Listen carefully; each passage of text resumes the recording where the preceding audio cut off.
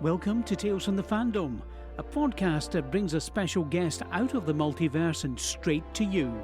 And now your host, David Ginsburg. Hey everybody, welcome to Tales from the Fandom podcast. Before we get into Mayanna's episode, just a few informational pieces. Mayanna has since moved, since we recorded this episode, from Florida to the bright lights of California. So she's no longer at the ThinkGeek store in Waterford Lakes, for those who might have wanted to go check her, talk to her, and check out the store.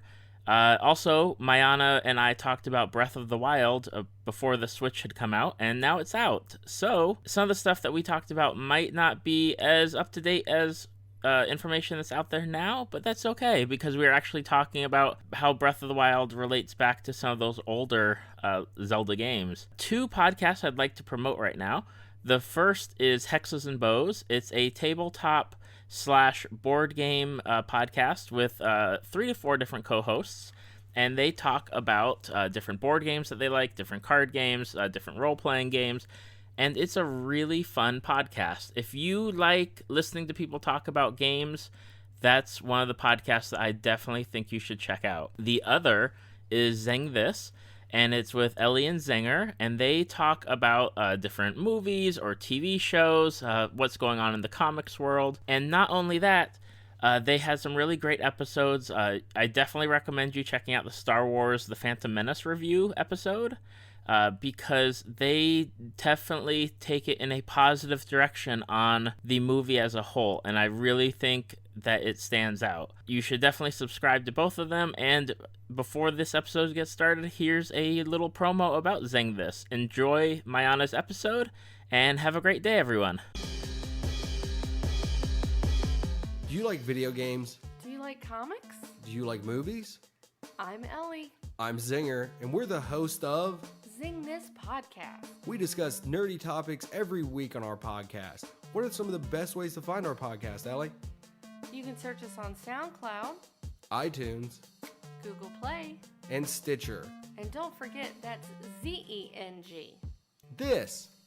We hope to see you guys there. Every week, we have new nerdy topics. Yay! Welcome to Tales from the Fandom, the podcast that brings a special guest out of the multiverse and straight to you. Today's guest is Mayanna. She is a 22-year-old graduate of the University of Miami, where she studied acting and theater performance. She currently works as a key holder at the ThinkGeek store here in Orlando, Florida, right down the street from where I live. And she has been a nerd ever since her dad left her to play Crash Bandicoot on the PlayStation 1 many, many years ago. Although, really, when I'm thinking about it, I remember when that game came out, and there's much age difference between me and Mayanna. Welcome to Tales from the Fandom. Hi, thank you for having me.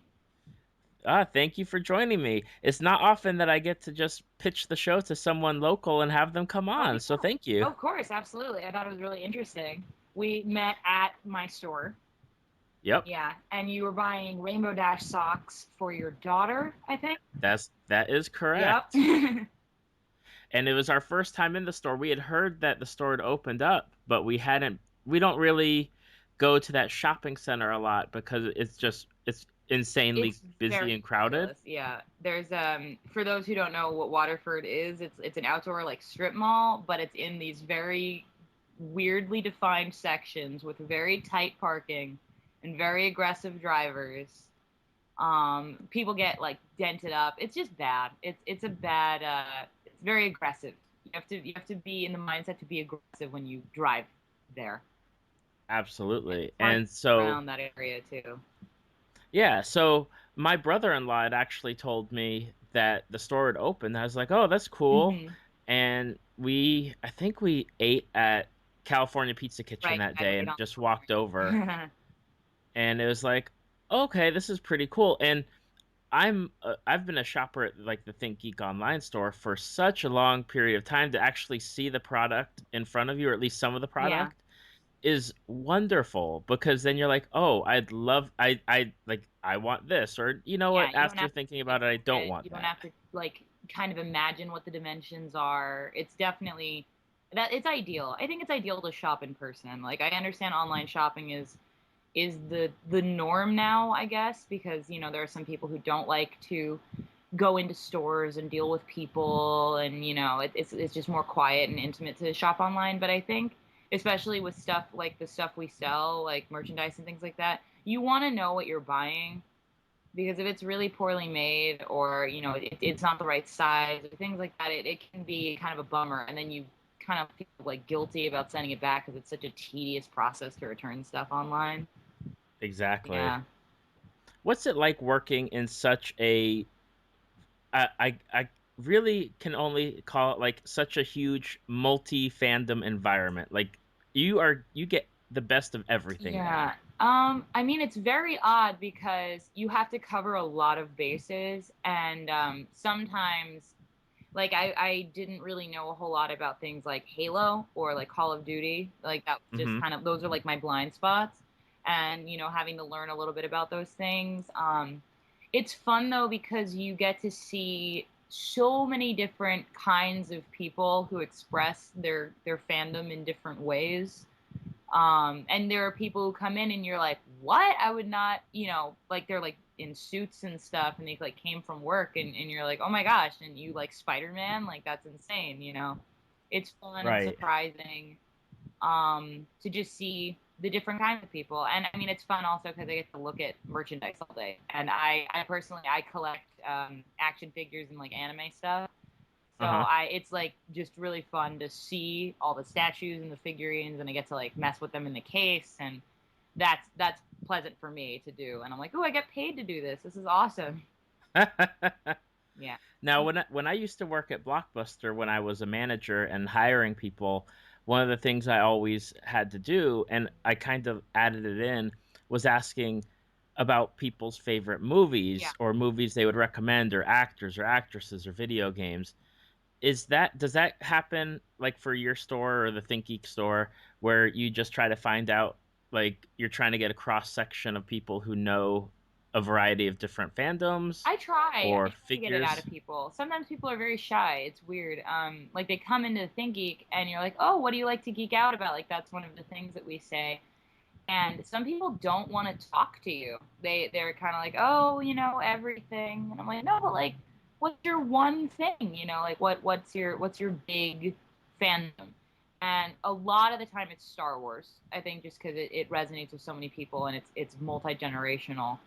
Mm-hmm. Sometimes I'll just kind of wait and see what they gravitate towards. Because when they see something that they get excited about, they usually are like, oh my God. And I'm like, oh, they like Harry Potter. I know that now. Make a recommendation to them. But yeah, no, I mean, I get it though, because I mean, in general, I think fandom people and geeky people in general are very shy, and sometimes it doesn't feel like you have a safe space where you can express like, ooh, I like this, because people try to like either confront you about it or challenge you about it, or like Mm-hmm. you sometimes. Like I know this girl, she works at Jurassic Park, and she happens to like dinosaurs, and she has a really cool tattoo of a dinosaur on her back. And she was in class, and these kids were like, "Oh my God, I can't believe she likes Jurassic Park. Like, what a dork." And I'm like, "Really?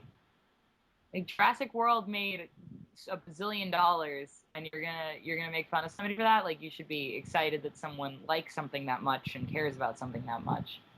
Yeah, Exactly. and that's how we try to be in the store. It's a safe space. Geek out about everything you want. And that's what we're here for. That's why we're there. You know. Awesome. Yeah, definitely. And what was interesting is I don't even know why, like, because when I go into stores or places or whatever, I don't talk to anybody. Yeah. And I have no idea. When I was buying the socks, I was like, I guess I might as well just talk to her about my podcast and see if she wants to be a part of it. Yeah. And I don't know where that came from, but it just came Well, out. I remember, because especially with people in the My Little Pony fandom, I think they get very, very like low key about it. And Mm-hmm. so if I see someone buying My Little Pony stuff, like I don't know the show very well, but I know all the characters, and I know the basic synopsis. So I try to ask people like, oh, what's your favorite pony? And I think that's what I asked you, and you go, oh, these aren't for me, they're for my daughter. And then somehow we were talking about like the bronies and the My Little Pony people, and then I Right. mentioned the Fandom podcast, and I was like, oh hey, because that's really fun. Yeah. I've never done a podcast before, so it's very Yeah, exciting. that's one of the things I think I've talked about it on another episode. One of the things when I worked at Blockbuster Mhm. and Pokemon was coming out Oh, yeah. on video, and I was the one that like kind of volunteered because we tried to cut like each of us tried to cover like different genres of movies or video games. So if we got like 3 or 4 people on staff, we can kind of cover everything for whoever's looking for a movie or video game at the time.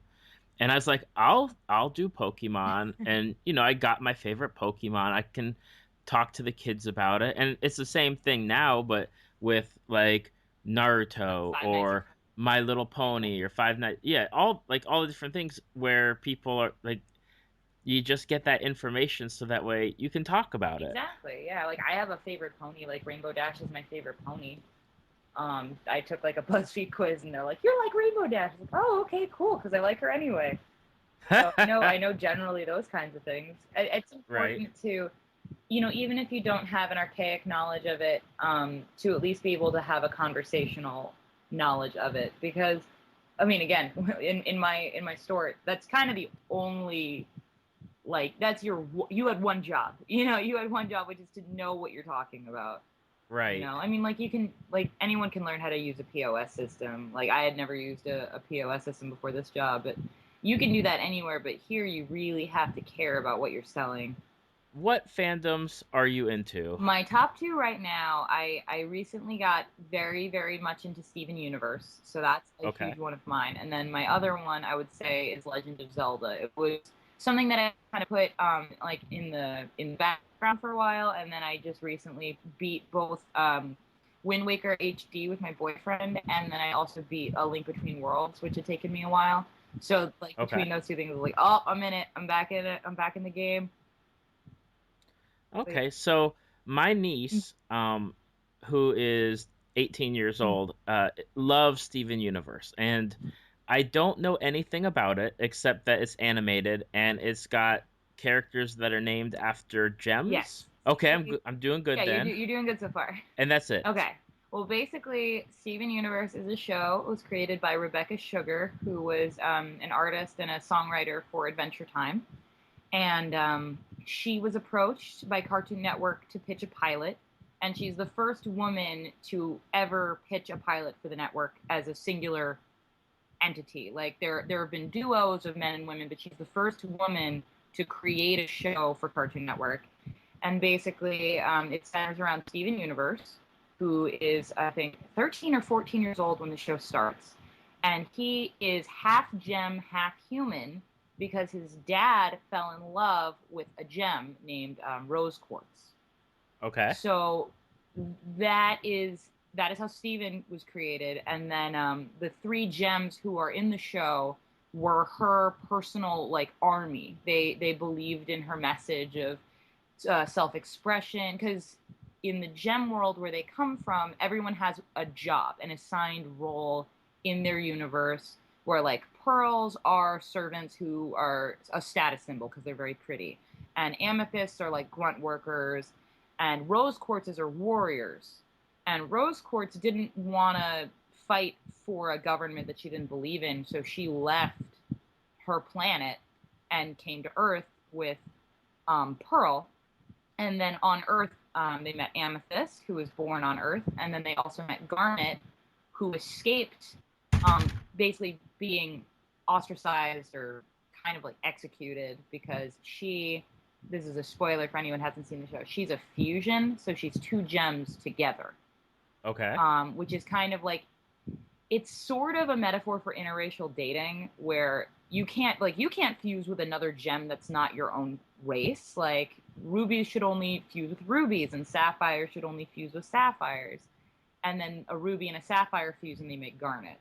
So those 3 kind of agree with rose quartz that their government doesn't work, and they create a rebel alliance on Earth. It's kind of like Star Wars now that I think about it. Yeah, they create a rebel alliance on Earth, and then Rose Quartz meets Greg, who is Steven's dad, and she falls in love with him, and that is taboo in itself because an alien, which is what the gems essentially are, they're aliens, shouldn't love a human because it would never work out. But they do anyway, and then Steven's born, and in birthing Steven, Rose Quartz ceases to exist. Okay. Yeah, because the rules in this case that they're making up as they go, because this has never happened before, it states that a gem cannot exist in the same like realm of reality as their child. I know this is like a lot. But like that's basically, so we start off a series with Rose is essentially dead. His dad is taking care of him, and Steven is being raised by these 3 aliens who are teaching him how to use his powers for good to defend Earth from the oncoming invasion of other different gems who want to use Earth as like a harvest planet. Wow, Very that's a epic. lot heavier than I expected. Yeah, it's very complicated. The first season is not that complicated. It's more kind of like, oh, Steven learns how to use this power. Oh, Steven meets this new friend. And then at the end of season 1, they get attacked by this alien gem called Jasper, and she's on the hunt. She's trying to make sure that Earth gets used for this harvest planet. And they have to fight her, and Jasper defeats Garnet, who's the most powerful of the 3 crystal gems, and separates her, and then imprisons her. And that's when you find out that Garnet is a fusion. You don't know for the first season that Garnet is 2 beings fused with 1 being. Yeah. And then it gets very crazy and much more intricate. And you try to learn more about Steven's mom and who she was as a person, and Greg and how they fell in love and all that stuff. It's really 2 narratives. It's a love story, and then it's a coming of age Defenders of Earth story. That is I heard my niece talking about it, and I was like, oh, Steven Universe. I've seen like the animation style, Right. and the little brief snippets, whether it was like and pretty. Yeah, and it wasn't anything where it's like, oh, it's just something, maybe like it had that kind of Adventure Time look, but it was a little bit different. Mm-hmm. It's a little bit and detailed and a little bit more. Well, not that Adventure Time doesn't have a plot, but it's got a very long overarching plot. Right. The driving force of the series. But I could never understand what it was about, and my niece couldn't ever tell me. She's just like, oh, I love it, I love, and she would name a few of the characters. Yeah. I was like, okay, but it sounds really entertaining as far as like getting you involved in like such a big story. It's very epic. I mean, it feels small, and then as you meet more characters and you realize that there's this great like interdimensional conflict going on, you're like, oh crap, like it's like you're driving and then all of a sudden you're like, how did I even get here? And it's like, well, all right, guess we better be rolling with this now. Yeah, and you meet a lot more gems. Like now the 2 newest unofficial but official members of the crystal gems are Lapis Lazuli and Peridot. Peridot was part of Jasper's like team. Her job was to kind of go and investigate what was going on Earth, and she ended up kind of feeling betrayed by her homeworld, and joins the crystal gems as sort of like a refugee, almost like a war refugee. And then Lapis Lazuli was imprisoned in this mirror, and she connected with Steven, and eventually he released her from the mirror. And she actually started out kind of betraying the crystal gems, and now she's a member as well. So now it's getting stronger in numbers. Now I think there's I guess 5 gems and Steven, and then Steven's best friend Connie, who's also a human. And the show is still going on, yes, correct? It's on hiatus right now. They've been doing this thing where they have this thing called the Steven Bomb, where they'll release like a week's worth of episodes, one after the other, and it'll have like a kind of a main storyline that it follows that is significant to character development and answer some questions about the universe. So the last Steven Bomb ended in mid-August with there were 2 episodes of the last one, I think was like Last One Out of Beach City. But yeah, so they've been trying to, and I get why. Like, I found out that it takes about a year to animate an episode of Steven Universe. To animate one episode? One episode. 1 year for one episode? 1 year for 22 minutes, yeah. Wow. Yeah. So they've got, but the thing is, the people who write the scripts also animate it and draw, so it's the same people. Okay. So they have a very clear vision, and nothing gets lost in translation between the animators and the writers because they're the same people. Gotcha. So, Okay, that works out better than, outsourcing it to like China or Japan Exactly. They're very, again, it's like a Swiss watch, it's very, everything they do is intentional, and it's very tight and it's very smart. So if it means waiting a little while longer, it's worth it, of course. But yeah, it's been difficult to track how far it is out because so we've been 2 months now that we haven't had a new episode. I haven't really heard anything. But Rebecca Sugar was at New York City Comic Con, and they go to all the conventions and stuff, and they're clearly still actively working on it. So we'll have more eventually.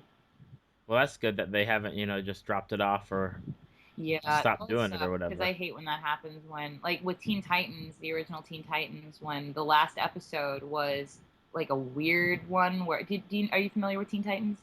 Yeah, where Terra came back.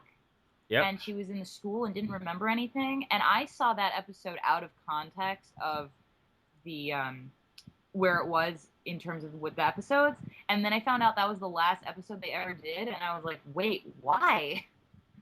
Exactly. Like, why would you do that? Yeah, because again, I think it got canceled, and at that point, you kind of want to leave them with some sort of strong visual, emotional thing, and they did, but I was very much like, because it made it feel like he was going to bring her memories back, and that there was going to be more show, and then there wasn't. So happy so far that hasn't happened, and I don't think the fans of Steven Universe, like the diehard fans, I don't think they would ever let that happen to the show. They would somehow require it to have some sort of conclusion that makes sense. Okay. Yeah. Now, in Steven Universe, who's your favorite character? My favorite character is Rose Quartz, even though she's kind of a controversial figure because she was their leader, but she kept a lot of things secret from the group. Okay. And she had a very complicated sense of morality and responsibility to tell them things. But I find her as a character very, very interesting, and her relationship with Greg to be one of the more complex representations of a relationship for children, like on a what is essentially an animated show targeted at children and teens. So I think her complexity is a really important thing for young people to see. And do you have a favorite episode or season of the show where you'd point out and be like, that is what Steven Universe is all about? Oh man, that's hard because there's little snippets of things in each episode. My favorite episode, I think, is Lion 3 Straight to Video, which was nominated for an Emmy in 2015. And it's basically Steven is, just he wishes he knew more about his mom because he didn't ever get a chance to know her. And all he knows about her is word of mouth from other characters in the show. So Lion, who is this, he's a giant pink lion that they found in the desert. And he has this sort of ability to kind of sense danger, and he's always one step ahead. Like, he always knows what he's supposed to do.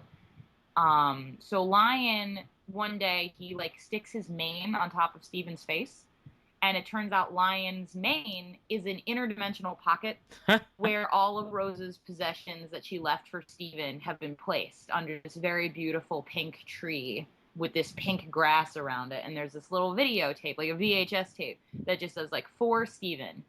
And he takes the tape and he goes to watch it at his... He has these two friends who work at a donut shop, and they're the only ones in town with a VHS player because the instructional video for their how to work at the donut shop is on VHS. So they put the tape in, and it's just Greg and Rose on the beach. And Rose is very much pregnant at this point with Steven, and she says this like she says this beautiful little thing about like, look how amazing life on Earth is, and you're gonna be amazing because you're so beautiful and you're so different. And basically she says like, anytime you feel yourself like loving yourself, anytime that you love being you, that's me loving you so much. And it's like, oh my god. And then the video ends because the battery dies on the recorder, on a clip of Greg and Rose kissing on the beach. And then like Steven is like crying. And there's another character in the episode named Sadie who works at the donut shop, and in the beginning she's whining because her mom always packs her a lunch, and she thinks it's so lame and embarrassing that her mom packs her lunch. And at the end of the episode, she calls her mom and goes, "Hey mom, could you keep making me those lunches?" And then it ends, and I'm like, that's such good writing, Right. And if that was the only episode that ever existed, that would be fine with me. Like, because it's funny, it's warm, it's beautiful. And I think the message of Steven Universe is about family and about love and about finding a family that loves you for who you are. And I think that's captured really beautifully. And I understand why I got nominated for an Emmy. I'm like, yeah, that makes sense.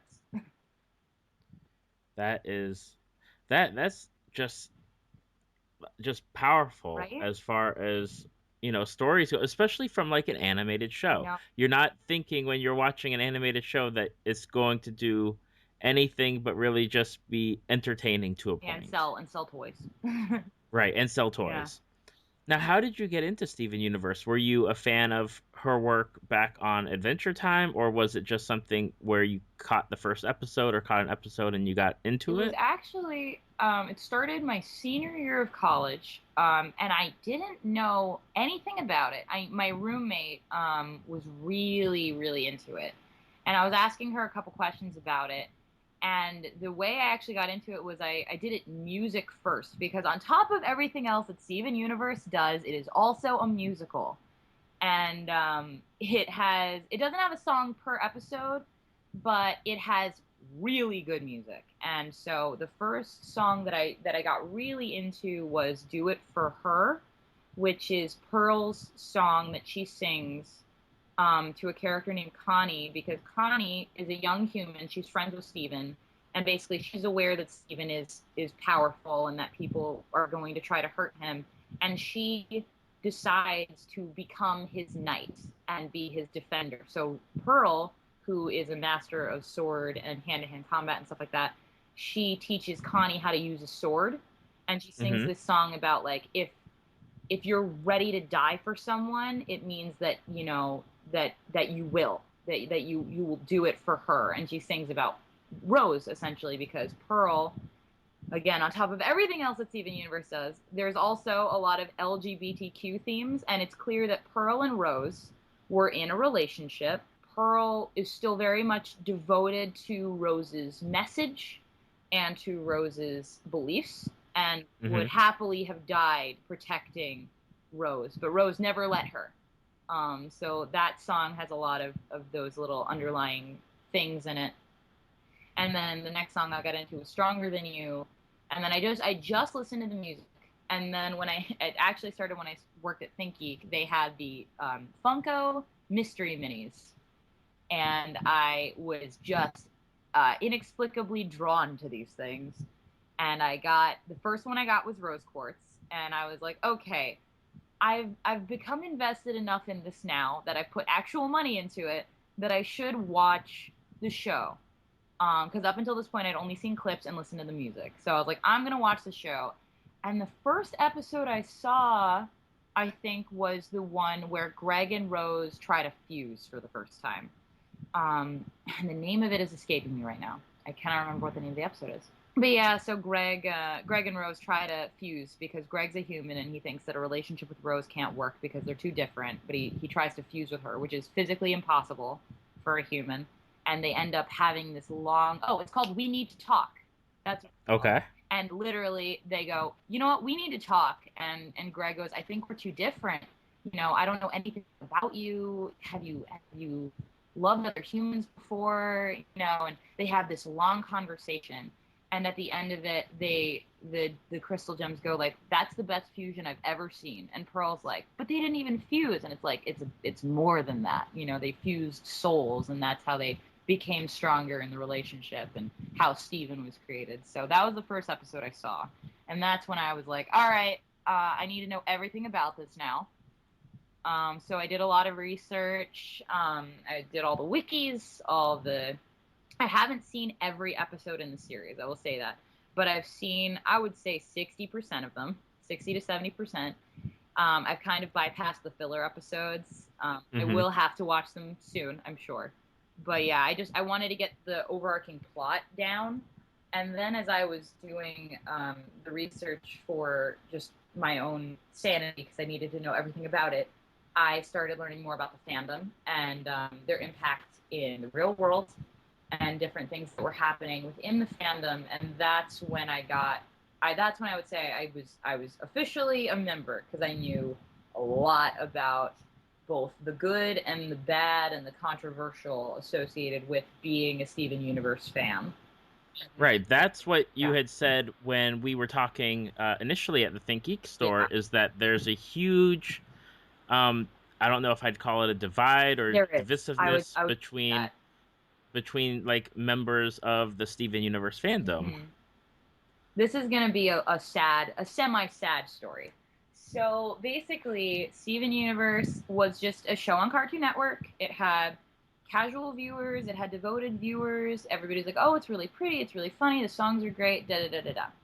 Then the episode where Garnet is revealed to be a fusion happened, and Tumblr got very attached to this moment, because basically, although the gems, according to Rebecca Sugar, who's the creator of the show, so Word of God, says the gems are not gendered in the traditional way that we see gender, they express as feminine.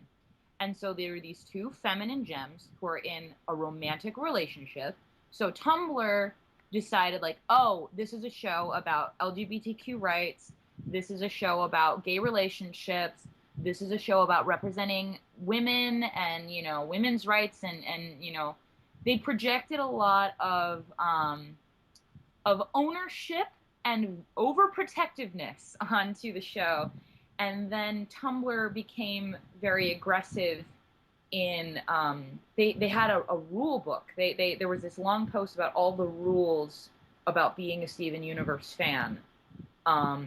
Like, if you are non-binary, you can only cosplay as characters who are non-binary, or if you are a person of color, you can cosplay as one of the gems, but if you're white, you can't, even though the gems Oh my goodness. are purple, off-white, and red, so it became very very divisive.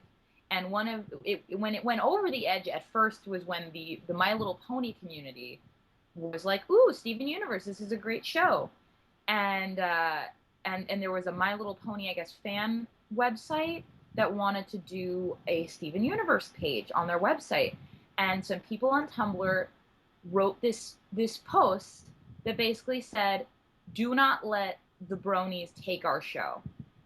If you are in a conversation with a brony about Steven Universe, harass them, make them feel unwelcome. They do not belong here. This is our show. They are not allowed to take this show." And so they were just like, like verbatim, the post said, "Make them feel unwelcome." Wow. Which is so bad. And then this is where it got worse. And I've read several articles, videos, so I'm going to try to get the details as correctly as I can. I'm not quoting any sources, but if anybody wants to Google it, it's very easy to find. But so there was a fan artist, I think her name is Zami, and she is an active, artist on Tumblr, and she drew fan art for like My Little Pony and other things. So she drew a picture of rose quartz and you can't even really tell, but her arm seems thinner than it is depicted in other artworks of rose quartz. So Tumblr people, not all of Tumblr, but some aggressive people of the Steven Universe fandom on Tumblr harassed her and said that she was fat phobic, that she promoted body hate and body shaming, and that she wasn't a real fan. And then this other drawing she did of a character, she drew a drawing of a character named Sardonyx, who's a fusion, who in the show has like blonde hair that's in the shape of a triangle. Like it's literally a triangle and then a circle and then her face. You know, like so it's a very vague drawing. But the fandom decided that her hair is an afro. And then Zami drew a picture of her hair not in an afro. It was drawn in a way that appears to be straightened. And they said that she was racist, that she was like hateful, that she was a bad artist, that she didn't belong in the fandom. And it got Zami, for the record, also is 17 years old. She is a teenage girl drawing artwork and putting it on the internet. Her only crime, really. And essentially, this fan artist attempted suicide.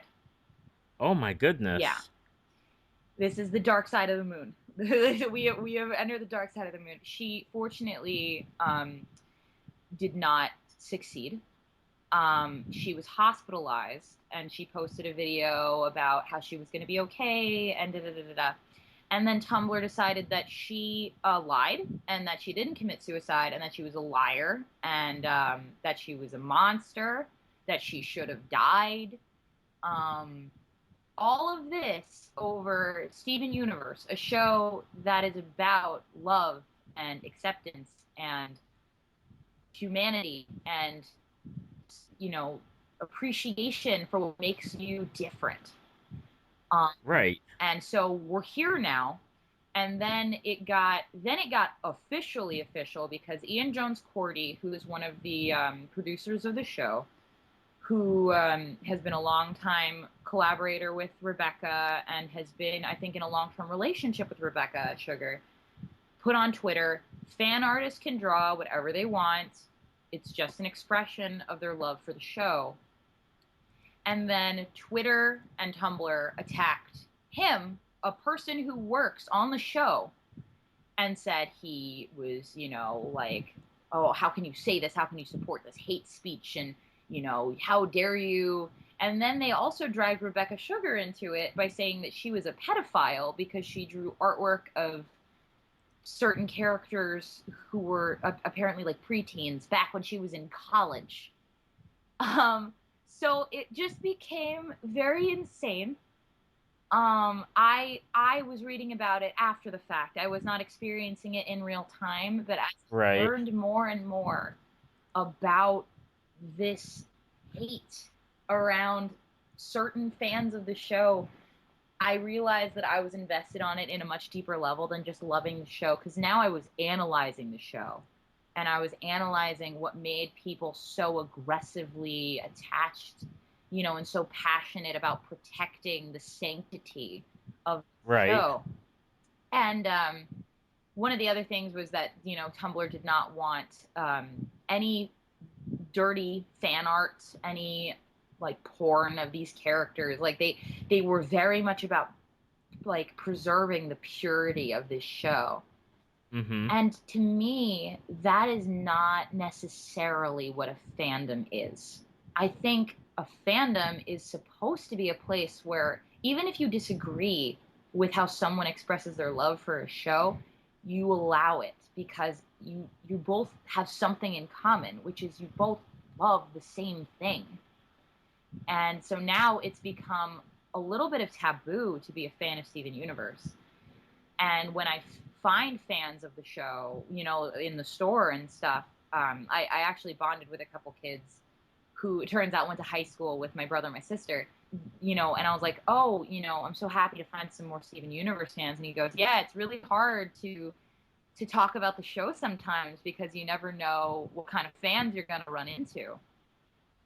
And that's where you almost have to tread lightly because you don't want to say you're on one side or a different side, or you agree or disagree, because then who knows what could happen. Exactly. And the last thing I want, and this is why, so I'm starting to realize that I have a certain point of view on the world, and I want to start expressing that in a YouTube channel. I've yet to put my first video up yet, and part of me is afraid because I know that, because one of the videos I want to tackle is the Steven Universe fandom, and what I think is important to understand as someone who may not know the show, because the problem is, again, if you're on like Kotaku or Mary Sue or any of these other websites that discuss fandom and news and controversy associated with fandom, you've seen these stories about how the Steven Universe fandom has harassed and chased out other people who want to love the show.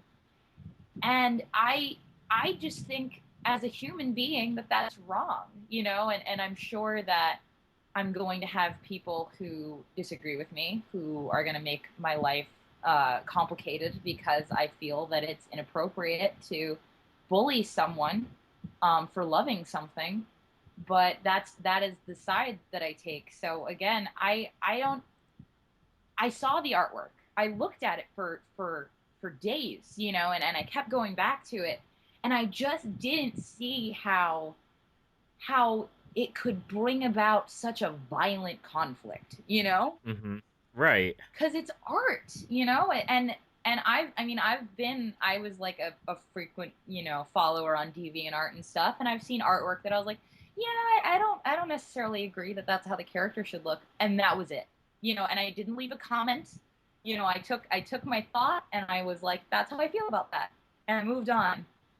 Right. And I thought that's how people were, but again, now that the internet is such a big part of our lives, it's easy to forget that we're all people, with these with complex feelings and emotions and insecurities, and to find something that makes you feel good, and to find something that makes you feel happy and wanting to share that with someone, and then becoming this sort of like symbol of the witch hunt. It's just crazy. It's insane. And so I find it very, very interesting and very important to discuss, because I don't think this should ever happen to anyone, Mm-hmm. for any reason. Like, you have a niece who's 18, like that's Zami's almost the same age. And to imagine that people on the internet can make you feel so bad that you want to hurt yourself is crazy over such a beautiful show, That wild. You're right. Like it's almost that, like, I can't find the words to even talk about it, because I've heard different stories about fandom, or like interactions that people have with fandom, but I don't think I've ever heard something that went to that level.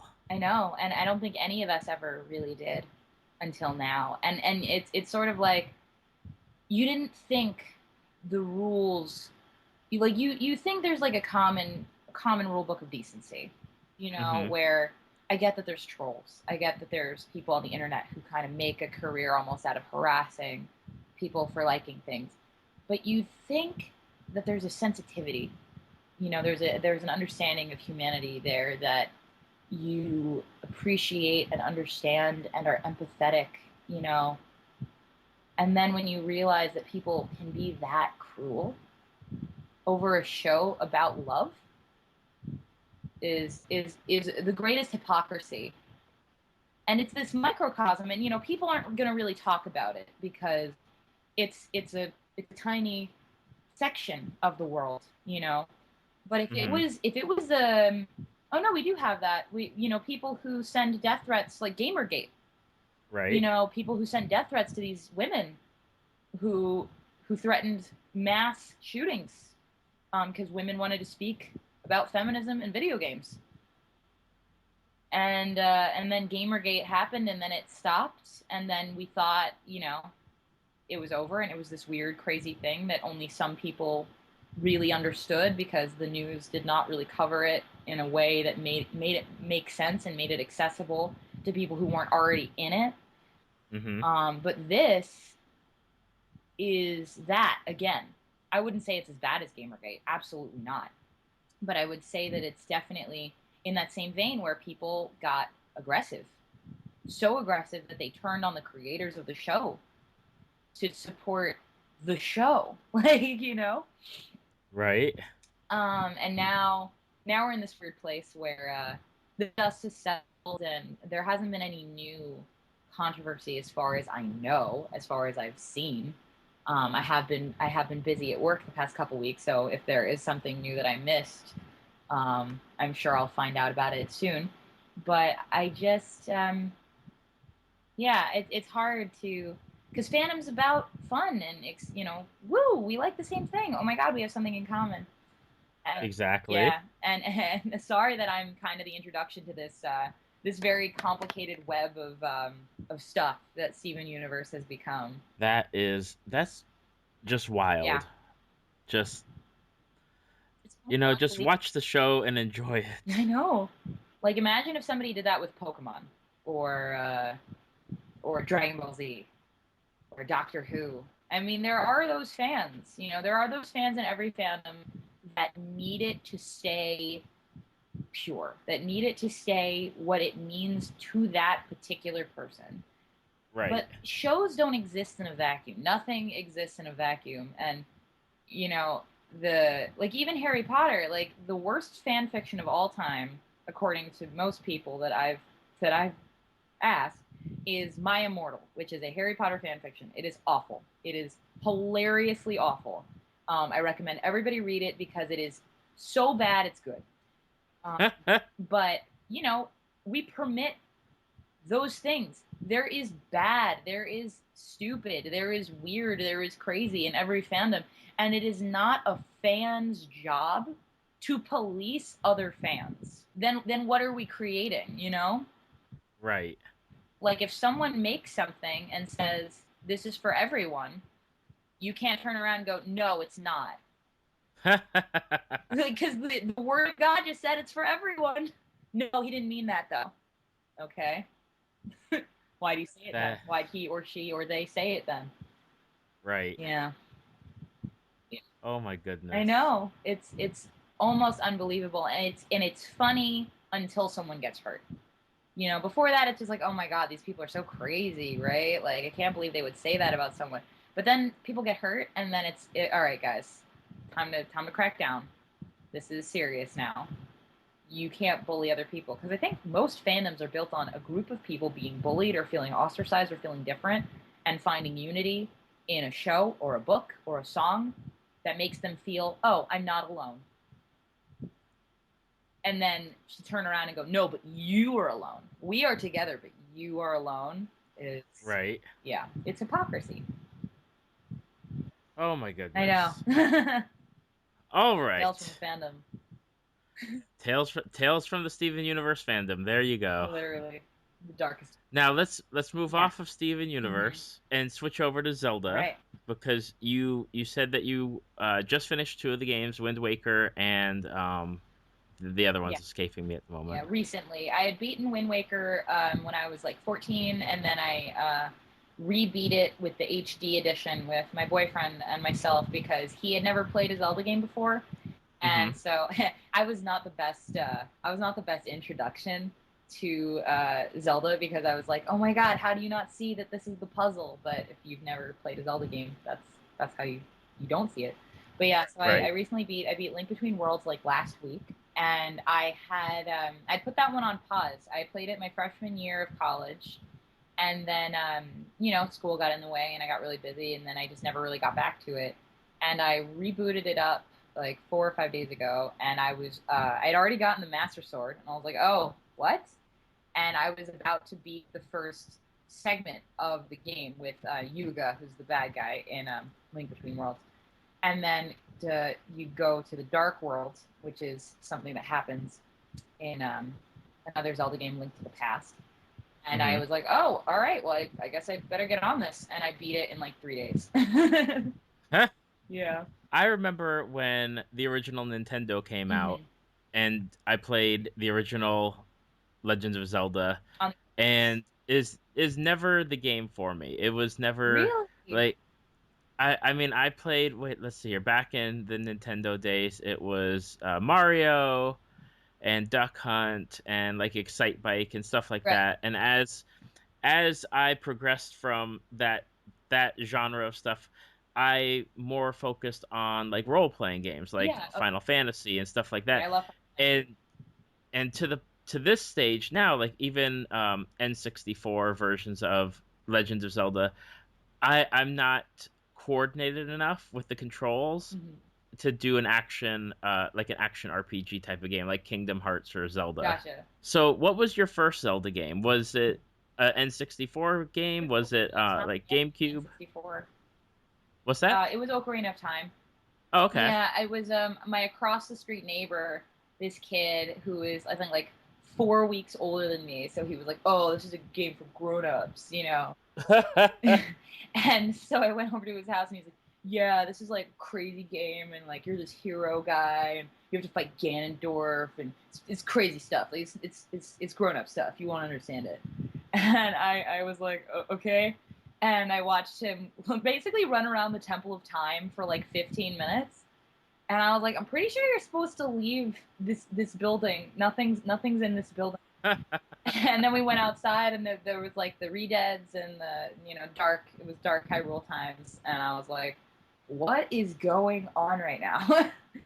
And then I didn't play one all the way through until Wind Waker on the GameCube. I got it for my 10th birthday, my 10th or 11th birthday, and I was so excited because when you start up the game, it's Link's birthday, and all of the events happen. Like his sister's like, "Do you remember what day it is?"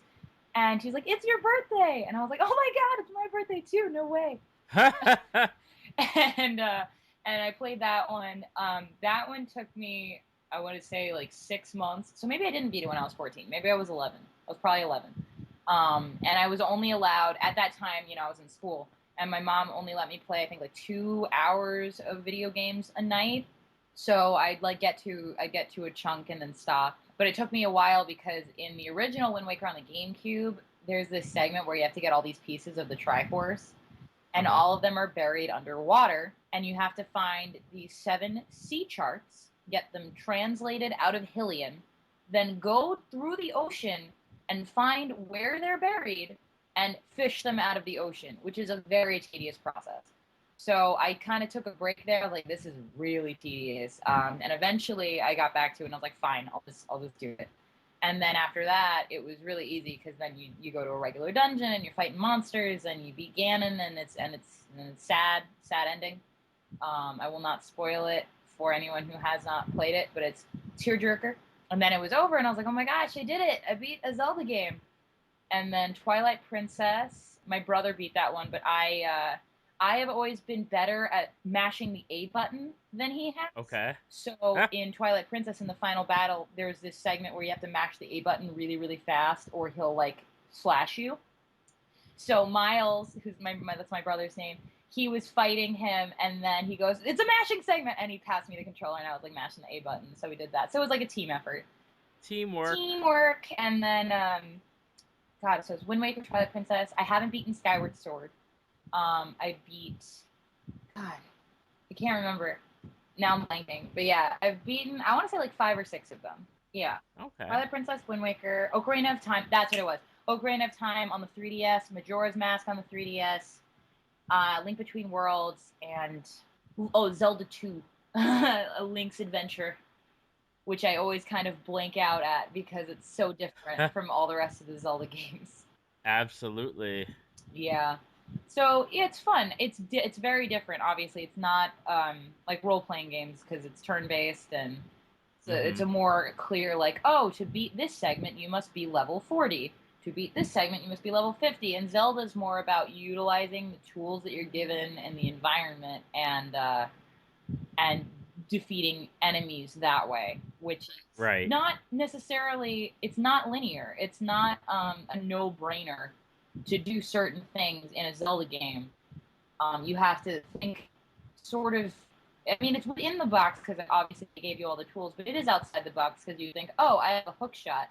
Oh, I better loop it onto that dragon's tail at the top of the ceiling. That'll work, like.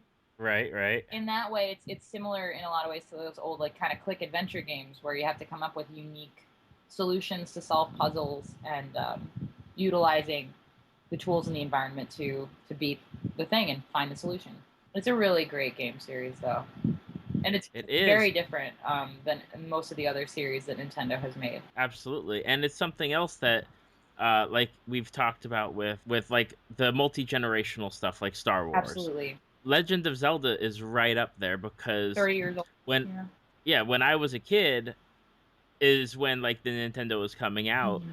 I remember it. My niece and like her generation were like grew up on Wind Waker. Right. Like that was their Zelda game. My kids who eventually have started now playing games, they're not on to like anything more than like the Lego versions of games. Mhm. Eventually they may play Legend of Zelda and it'll probably be like the new one that comes out. Yeah, like Breath of the Wild. Yeah. Right. And it's so crazy that there's these games, obviously like Mario and stuff like that have been around forever too, but like that these games are still so much ingrained in our lives that they're going back to those old ones and re-releasing I them. know. I mean, don't break or don't fix what ain't broken, I guess. Exactly. Yeah, I mean, even Mario, like when Mario Galaxy came out, that was insane to me because they were essentially doing the same formula but with such a unique mechanic of utilizing different planets' gravity, Mhm. having these three-dimensional planets and like having you run along these rounded things. It was and the boss battles were great, the graphics were great, the music was great. It was just this beautiful like stew of old and new things that if you'd never played a Mario game before, if you played Galaxy and then went back, you could still see the similarities and the correlations. Right. And I mean, I think it speaks for itself that I think Nintendo in a lot of ways is kind of like the Disney of game companies, because they're not reinventing the wheel. They're utilizing old stories and old motifs and things that are recognizable and easy to understand, but making them Mhm. unique and fun and intricate and special. Yeah, Exactly.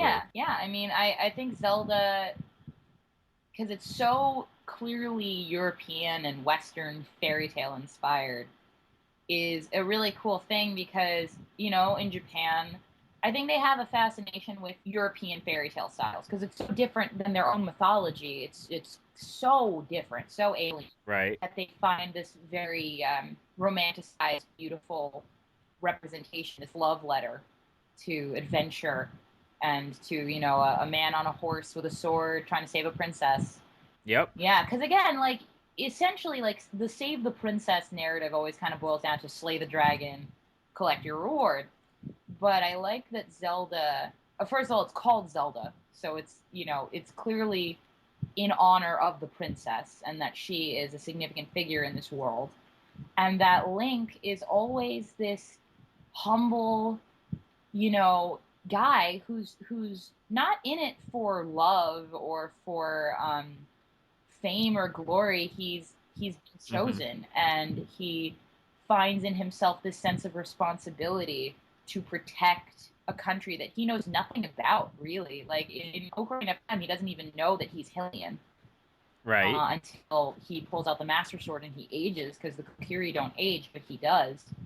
And then, discovering that his parents were Hylian and that he was left here to be protected, and that always the hero is he's not in danger until he realizes who he is. Same thing with Princess Zelda. Like as long as her identity is hidden, she is safe. Like with Tetra and Sheik. And then the minute that she throws that dress and crown on, it's like open season on Zelda. But it's very interesting. And again, yeah, it's the same story over and over again. The one thing I did appreciate, I think A Link Between Worlds, strangely enough, has become my favorite Zelda game because it is so different. I mean, it has the Dark World and it has like the references. It's a spiritual sequel to A Link to the Past, but it's like 500 years in the future. But it's the same realm where the dark world exists and the light world exists. And you find out that in the dark world, they had their own Triforce, Okay. and it was destroyed. And so the dark world fell into chaos and decay and violence. And Link ends up becoming. Link can turn into a paper. Like he can turn into a hieroglyph, basically. He can fuse into the walls and become a drawing. And that's how you solve a lot of the puzzles, is figuring out how to shift between two-dimensional and three-dimensional and solving puzzles. And so he slips into this little crack in the dimensions and ends up in the dark world. And he meets Princess Hilda, who's their princess. And at first you're kind of like, oh, she's got the same sense of duty and responsibility for her kingdom, which is called Lorule, which is not the most unique change of Hyrule, but Yep. I will let it slide. And then you find out at the end that Hilda has kind of been the puppet master the whole time, and she utilized this other character named Yuga and used his magic and his aggressive nature to incite this incident where Zelda is turned into a painting and she is kidnapped, essentially. And Hilda is trying to kill you. Basically, she sends Yuga off to kill you because she wants to use Zelda to get their Triforce. She's going to steal our Triforce, Hyrule's Triforce, and use it in Lorule to bring back the good old days when Lorule was not like constantly on fire, essentially. Gotcha. And at the end, you defeat everybody because you're the hero, and you get a chance to you see the Triforce up close with Zelda, and Zelda's been released from her prison, and Zelda says, "Oh my God, the Triforce is here. We can make one wish. What do you want to wish for?" And of course, Link is silent, so he doesn't say anything. She goes, "I think we have the same idea in mind." And they touch the Triforce at the same moment, and they wish that Lorule would have its Triforce back again. And Hilda is like in tears, and she's like, "Oh my God, they brought a Triforce back, and I was trying to kill them, and da da da da." And it's like a very moving moment. She's like, "Thank you, Princess Zelda. Thank you, Link." Like da da da da. And I was like, "Wow, this is heavy stuff. I really appreciate that, because it's really dark. It's like ruin, and you're trying to do your best for your country by stealing from another country. Right. Is that almost something that happens in our world? What? No. Yes, but no. and but yeah, no. So it was really moving. I like teared up a little bit. I was like, "Oh my God, that was such a sweet gesture to bring them their Triforce back." Yeah, it was cool. So that one I think is my favorite now. And are you looking forward to the new Breath of the Wild Very one? much so. Very much so. Because it's clearly a callback to the first Zelda game, where you're in this field and you have all of these different places you can visit, and you don't really have a clear set of objective. Where you pop in the original Zelda, like, oh, a cave, oh, a sword, oh, I better get going. You don't know what you're supposed to be doing, but you're like, better go find something to do, and then you find the Triforce and you save Zelda and all that stuff. So it feels very much a love letter and a callback to that sense of wild abandon and like, ooh, all right, gotta find some dungeons. Let's do this. Definitely. It's very exciting. I'm very much looking forward to it. Now, is there something that you want to like? I always like to ask people because a lot of people have their fandoms, but then sometimes there's stuff that people may not know about, whether it's like a book series or TV show, movie to check out, video game. Is there a fandom that you're into that you think people should check out? Ooh. So I have a long history of anime and manga, and that's kind of my that was my first thing ever.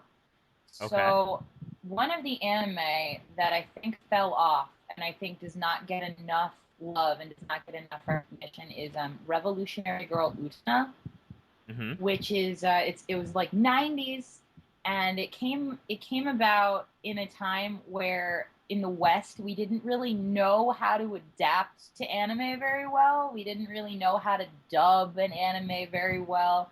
So it doesn't have the greatest dub by any stretch of the imagination. But the story, if you can find it in Japanese and read the subs, great. If you wanna make it through the dub, good luck. I did it. It's hard, but you can make it through. But it's a very interesting narrative, and there's a lot of. It's so funny. Zelda and Utena are called upon as two artistic influences for Steven Universe. And Utena is this anime about a girl, and she's kind of against the grain. She's a little bit of a tomboy, and she inadvertently becomes a combatant in this tournament to win the hand of the Rose Bride, this young woman named Anthe, who is said to have mystical powers. And she accidentally wins her first fight, and Anthe becomes her fiance, essentially. And they live together. Are you familiar with it? I've watched a few of the episodes. Yeah. I did not make it through the whole time because that was, let's see here, mid to late 90s. Yes. So the anime I was watching was like Macross, Sailor Moon. Those the ones that were more prominently done, or the ones that were transitioning over to America anyway. It didn't get a lot of love, but no. The one thing I will say is there's an arc in the middle. It's like the Black Rose arc, where basically a bunch of side characters that you go to school with, that Utena goes to school with, become evil, and you have to fight them, and she doesn't really know why any of this is happening, and they're being brainwashed. And at the end of that arc, basically it was all a dream, or like no one remembers that it happened, and you're kind of like, what? Because it's, I think, like 36 episodes long, and I would say that arc was like, I think, like 12 or 13 episodes or something like that. And then it gets into the mega conflict, which is Anthe and Lucifer, essentially. What is his name in Japanese? I cannot remember. And I'm not gonna say the wrong thing and offend a bunch of people, so I'm not gonna say it. But his name translated is, it's Akio, which is the name of a star, and translated it means Lucifer. So you're fighting the devil, and the devil is Anthe's brother. And there's this great betrayal and this tragic ending, and it was very epic and very sad. And I was like, oh my god! And I wish that, kind of like how they're redoing Sailor Moon, I would love to see a more artistic and I would just love to see it redrawn and reanimated with the technology we have now. And I would love to see what that looks like, because I think visually it was a very interesting show, but because it came about at that time where like budgets for anime were not super great, it fell into that void of like recycled animation, recycled cells, stationary shots that go on for too long. So that would be a recommendation. It is, again, it's an oldie but a goodie. It has its flaws. It's not perfect, but I think the conclusion and the drama and the intrigue is really, really great. And Anthe as a character is infinitely fascinating to me. So I'd recommend that. And then if anyone loves JRPGs and hasn't checked it out already, Fire Emblem Awakening and Fire Emblem Fates, both for the 3DS. Awakening came out, I think, in like 2013. Lucina is in Super Smash Brothers. If anybody has played Super Smash Brothers, the new one, that is the game that she's from. And it's a great strategy game. It's a great love story game, because basically all of the soldiers in your army can get married and have kids, and it's fun to, everyone has different ships, and there's so many ships because every character has like 9 or 12 mates that they can end up with, and each one of them has different stories of how they fall in love, and it's really, really great. And then Fates quadruples the number of people that can join your team if you play the Fates is the third campaign. There's also Conquest and Birthright, which kind of cuts in half the number of soldiers you can get. But I've been playing Fates lately, and it is a roller coaster, because it is very difficult to keep track of all the people. And I let one of my guys die, unfortunately. I had to let Hayato die because it was a hard battle, and I couldn't see myself playing through it another time. But yeah, so those are great as well. So yeah, check out Fire Emblem if you haven't, and then check out Utena. What kills me with Fire Emblem Awakening specifically is I've been hitting like GameStop or I'll check there's the game store across the street in Waterford Towers where they do the retro games, but they do the used games I went there too. the other day for the first time, and I was like, oh, I didn't even know this was here. And the price for even a used copy of Awakening is still, I think, almost $40. Oh god, I I'm get like, why, because it's still it's one of the highest rated like 3DS games. It's Right. pretty dumb. I would recommend if anybody wants to buy it, see what price it is on like the Nintendo online store, because you can just download it straight to your DS. Don't you have to have the new DS to do that though? Oh, do you not have a 3DS? I have a 3DS. I don't have like the latest version, and I thought that the download store was only for like the new 3DS. Oh no, because I had the old 3DS, and I could access the store. Oh my goodness, I might have to check it out then. Because they have sales and deals that they do throughout the year and stuff. Yeah, check it out. You need a good internet connection because it takes forever sometimes to get in the store. Right. But yeah, no, because I downloaded DLC for Fire Emblem Awakening back when I had my old DS, because I recently got the DS XL. Right, that's the one I have. I've got the one with Mario and Luigi on it. Oh yeah, then you should be able to access the store. Oh, yeah, because you have to download the Pokemon Sun and Moon demo.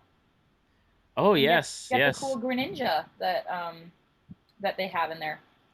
Yeah, because you get to keep it if you beat the whole demo, which takes like 20 minutes. You get to keep the Greninja, and it has like the special ability to turn into Ash Greninja. Right. So it's a good addition to your team if you're planning on playing Pokemon Sun and Moon. Don't know about that yet. I try to find time for gaming. I between work and you saw my 3 kids running around in your store. It's a struggle. I mean, even some days, like I'm working a double shift like in the next week, and there are days when I come home and I'm like, I just can't. But if you find the time, I mean, download the demo just in case you end up getting the game, because I would feel bad if I missed out on getting like a Greninja for free. Right. You know how hard it is to catch Pokemon. I know. Well, that and it's harder to catch a Pokemon Go Plus. Am I right? Yeah. Holy crap, you cannot find them anywhere. We had a bunch in our store. We sold out on launch day. We got a couple more, and they sold out. It's insane. We still get calls at least once a day if we have Pokemon Go Plus. That's crazy. I know. Well, I guess not crazy. It's but, not. Yeah. I mean, yeah, but it's crazy because I don't know what to tell people, and they're scalpers, and they're gonna, they'll upcharge you, but I don't know what other solutions there are right now. Right. Yeah. Now, for those people who are listening to this podcast, and if they want to find you out on the social media sites, what's the best place to look for you? The best place for me for social media would be Instagram. My Instagram tag is MajuB12. I will slow that down. It's MAJUBE12, and those are the first 2 letters of each of my initials in my name. It's like Mayanna is MAJU, which is Justine, and then BE, which is Berrin. My bio is improviser, actor, boba tea enthusiast. Okay. And I post like random stuff. I post like pictures, video game stuff. As I work more on trying to get this YouTube channel off the ground, I'll be posting about videos on that. So for now, that would be the best place to find me. I have a Facebook page, but it's more of like a page for like my family and stuff. So right. So yeah, don't reach out to me if I don't know you, because I will probably not friend you just because safety and things. Yeah. Exactly. And once you get your YouTube channel going, just send me a message and I'll be sure to put it on the Facebook page. I greatly appreciate that. Thank you. Well, thank you so much again, and for people that want to check you out, check out the Instagram page. It's on the show links, and when you launch the YouTube stuff, just shoot me a message and I'll post about it. Thank you so much. I appreciate it. No problem. Thank you. Have a great day. Thank you for listening to Tales from the Fandom. Subscribe to us on iTunes or your podcast app of choice. Follow us on Facebook at www.facebook.com/Tales from the Fandom to see photos, links, leave feedback, and check out upcoming guests. If you'd like to be a guest, email David at talesfromthefandom gmail.com.